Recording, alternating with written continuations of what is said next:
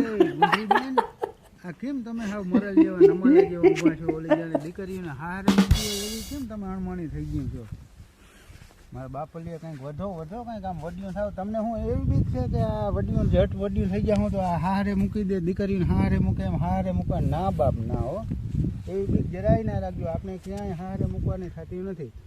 આપણે ઘરે ગાય બાંધી ને એને જ ખવડાવવાની છે મારા બાપ. તમે જ્યાંક વધો તો ગાયનો આપણે ગાયને ચેરો નાખી દેવું, પછી એનું છાણ થાય ને પાછું તમને ખોરાક કરશું. તમે બીક ના રાખતા કે આપણે હારે દીકરીઓને હારે મૂકે એમ. તમને ક્યાંય હારે મૂકવાનું નથી બાપ. આમાં કંઈક બર કરો જરાક, અને કંઈક આમ મોટા પાન કાઢો, અવડા પાન કાઢો, અને આપણે ગાયને કંઈક પેટ ભરાય એવું કરો બાપ, તો તમારું કંઈક પેટ ભરાશે. બાકી આવી રીતના અણમણે ઊભા રહે કાંઈ નહીં થાય. અને તમે રોગા વિડીયો ના જોયા રાખજો. કોઈ લાઈક સબસ્ક્રાઈબ ને શેર કરતા રહેજો બાપ.